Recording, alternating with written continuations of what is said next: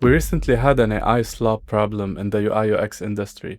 All the generated designs were coming out similar. That was solved by Claude skills, which made the generated UIs look better. But now everyone is using the same skills, and the new UIs are starting to look similar again. They're all looking better than before, but they just look like they're all using the same design language. In this video, I want to show you how to build custom skills that include your product styling and your brand rules. You will have a skill file that acts like a product design system, no matter where you use it, not just in Claude. And I'll show you how to refine it and make it the perfect resource for your product. I will also compare Fable 5 and Opus 4.8. Fable is the most powerful AI model in the market right now, and I want to know if it's worth spending the extra cost or if Opus is already good enough for building and designing products. I'm gonna compare it in multiple ways to have a clear answer. Let's start by building a new skill in Claude that includes all your UI and UX preferences. And this skill file can be used in any AI platform, not just Claude. It's a markdown file that you can give to any AI when building screens. That way you make sure that your design is always coming out consistent no matter what AI you're using. All you have to do is just give these skill files to ChatGPT or to Claude or Gemini, and your design will always come out consistent. That way you're not locked down into one platform for the rest of the product's life. It's a source of truth that will always guide your product's UI and UX. Let's start by opening a fresh conversation with Claude. Click on the plus button, and from the skill selector, you can select the skill creator skill. It's a skill to create skills. It just tells Claude what to do to capture all of the knowledge that you want to include in that skill. Then I want you to copy this prompt. It's included in the description. This prompt tells Claude to collect all the UI and UX preferences from you by asking you questions. And if you already have a product design, you can use your screenshots as a reference to build this skill file. Now I'm gonna go ahead and answer the questions here. And these questions are crafted to extract all of these details from you around UI and UX. And after answering all of the questions, you will have a downloadable skill file. Now, to be able to use the skill file on other platforms, all you have to do is copy the contents of each of the files within this skill. If you look into the skill here, you will see there's 3 different files for me. It might be different for you. All I'm gonna do is simply copy and paste the contents of these files into a markdown file. You can use any text editor. I'm using Cut Editor here. All you have to do is paste it and save it as a markdown file. Now I have 3 files that include all the product identity that we came up with. But that's not enough. Now is the crucial part where you're gonna have to test this skill and see what it looks like visually. So just ask Claude to use this skill to build the homepage, or in my example, I'm building the dashboard here. And if you use another AI platform, try it there as well. I'm gonna try it with Gemini, with Google AI Studio, and with ChatGPT using Codex. All you have to do is attach the 3 files and ask for a homepage in each of these platforms. And if you're only using Claude, try the same prompt multiple times in separate chats. This process will help you identify what's consistent and what's changing. That way you can tweak the skill file until you're 100% satisfied with the outcome, and to make sure that it's always consistent. Here are the results. Right off the bat, you can see it's very consistent across all AI platforms, with Claude, with ChatGPT, and with Gemini. You can see how these skills really defined what the product will look like, no matter what you're using. Now, if you look closely, you're gonna see some differences, and that's where you're gonna have to make some decisions. For example, here, Claude added a top navigation menu, but ChatGPT added a side navigation menu. So now I can go back to Claude and adjust the skill file, and I will tell it exactly what I want the product to look like. If I want it to have a side navigation, I'll just tell it to include that information in the skill file so that it always comes out with a side navigation. Do that with everything so that your product is fully defined and consistent at all times. All you have to do is tell Claude to modify the skill to include your new information, and then save the new files as your source of truth and as your design system. And you can share these files with anyone who is working on your project, so that the UI always comes out consistent and on brand. So keep generating the same page with this skill file until you find that it's consistently exactly as you want it. Now, since Claude released Fable, the most powerful AI model ever,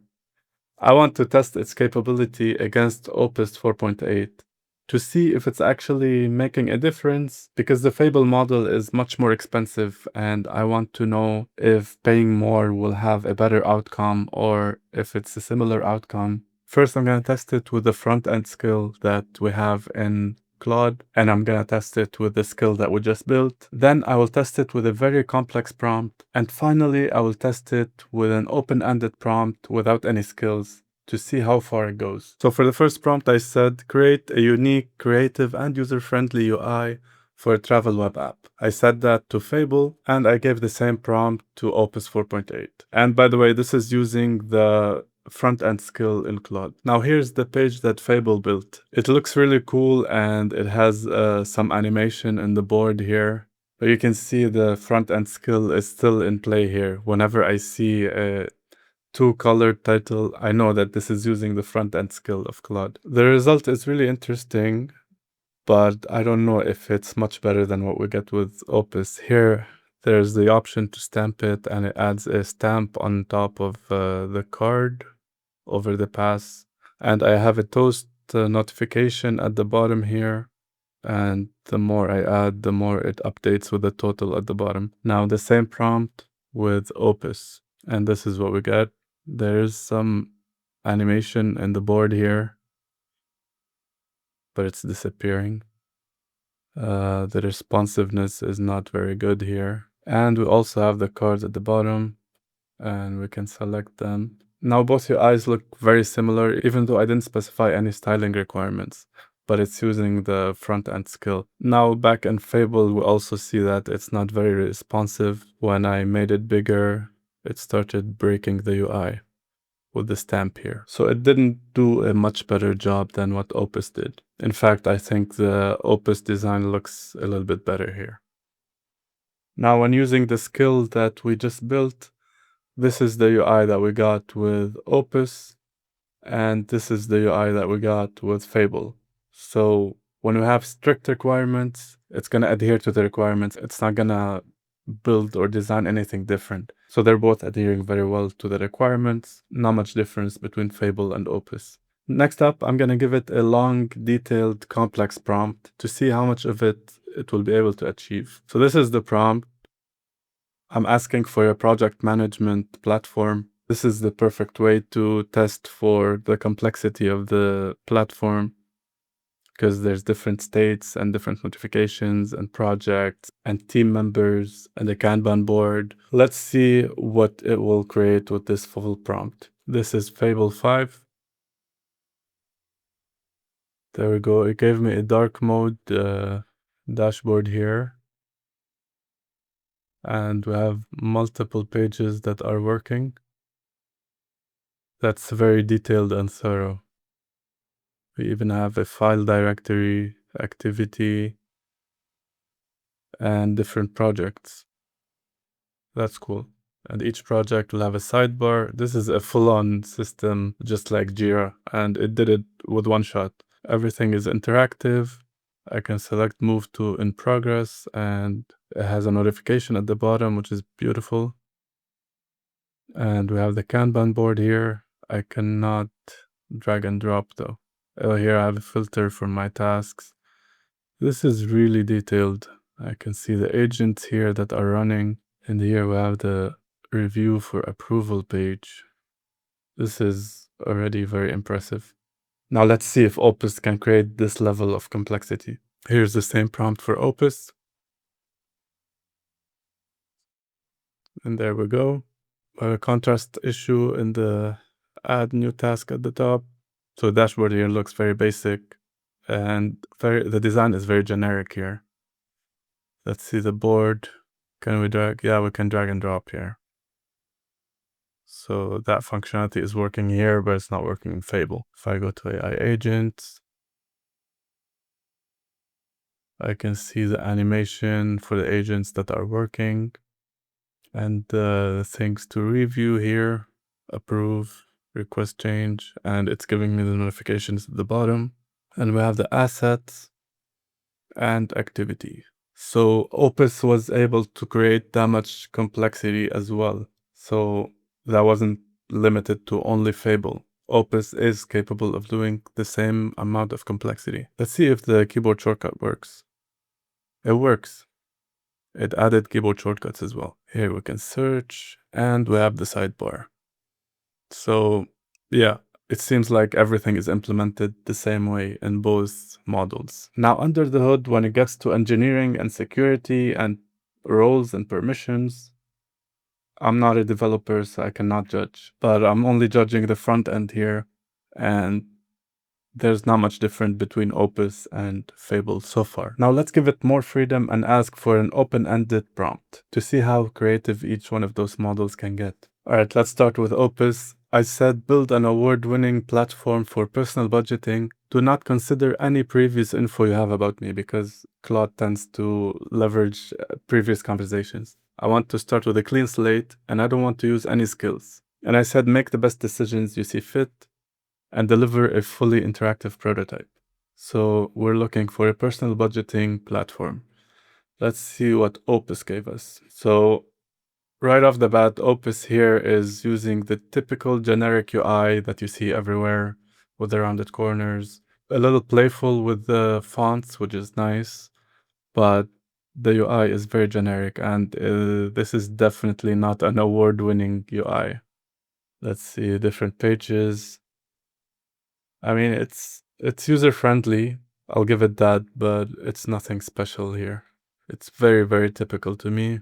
Has AI insights and add transaction, very typical UI. Let's see if Fable can get more creative than that. Here's the Fable result. There we go. Now this looks more unique. Like right off the bat, I can see it's not following any typical patterns of UI and usability. It's not using the generic look, even though I didn't give it any skill. So just the raw model here is being very different than the AI slop we see everywhere. So Opus comes up with AI slop if you don't give it a skill. But Fable is breaking out of that generic UI slop that you see everywhere. So that's good to see. And you can see here it's not following the traditional navigation. The UI looks nice and clean. It's a little dense on the information, but it looks very clear and user-friendly from how your eye can navigate through the whole UI from top to bottom. You can see the budgets clean on the side. There's a goal here at the side. I didn't give it any UI requirements here. This is all its own decisions, and I'm impressed. So if I'm designing a completely new product, I think I would lean more into Fable for designing the UI, the initial direction of the UI, because it does get more creative than Opus. There's a date at the top, and everything changes when I change the month. And it has everything you need for a budgeting app here. Let's see the new entry. There we go. We have expense, income. Simple, straightforward, user-friendly, and beautiful. So this is the first time I actually see a clear difference between Opus and Fable when I don't give it any requirements and I let it make the decisions without any restraints or skills. So yeah, it feels like Fable is not defaulting to the usual AI aesthetic. It does get creative and it considers unusual usability patterns, which is awesome. There you have it. Now you know how to create your AI-friendly product documentation. This skill file is your product documentation that you can use with any AI. And now you know when to use Fable and when not to waste your money. If you have clear requirements, don't bother spending more money on Fable. But if you want to get creative, maybe give it a try and see what it comes up with. Let me know if you have any questions or observations. Always happy to hear your thoughts. Cheers.